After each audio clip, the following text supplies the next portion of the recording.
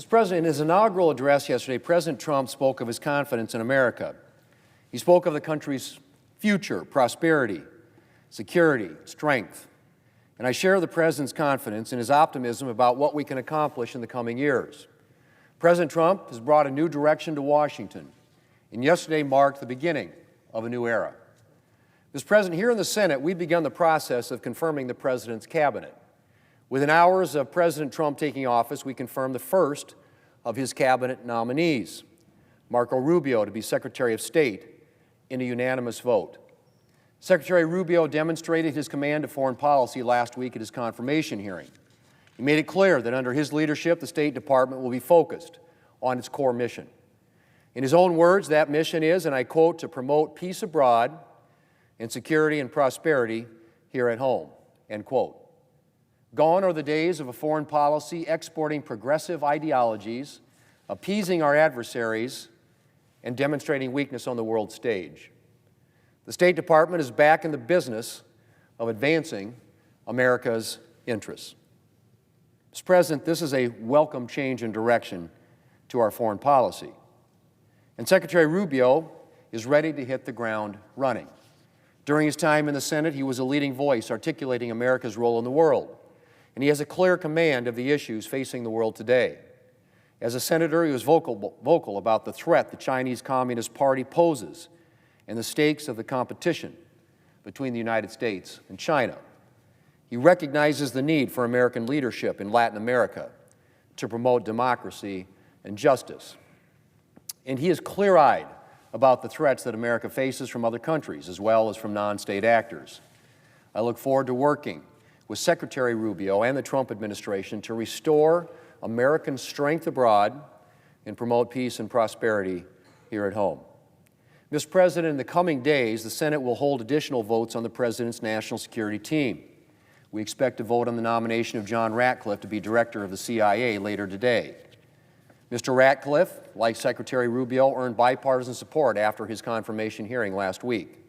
He was reported out of the Intelligence Committee with a bipartisan vote yesterday, and he will bring valuable knowledge and experience to his new post, including from his time on the House Intelligence Committee and as Director of National Intelligence in the first Trump administration. Mr. President, under the Biden administration, the intelligence community made some notable misses. In 2021, the intelligence community failed to anticipate the swift collapse of Afghanistan in response to President Biden's decision to go ahead with a withdrawal that cost the lives of 13 American service members. In 2022, the intelligence community warned that Ukraine would fall in days in the face of a Russian attack. Yet Kyiv is still firmly in Ukrainian hands almost 3 years later. And in 2023, Hamas' October 7th attack on Israel took place with little or no warning from the intelligence community. And unfortunately, Mr. President, the list goes on. We need a return to fundamentals. Last week, in his confirmation hearing, Mr. Ratcliffe promised to return to the CIA's core mission. That means recruiting spies to collect intelligence and providing objective intelligence analysis without bias. Mr. Ratcliffe brings the right experience and the right approach to the CIA, and I look forward to working with him in this position. Mr. President, before I close, I want to say a word about two new senators who will take office later today. I'm very pleased to welcome Ashley Moody of Florida and John Husted of Ohio to the United States Senate. Ashley Moody began her career as a lawyer in private practice, and in all the spare time that a young lawyer has, she volunteered to help domestic violence victims seeking protection in court.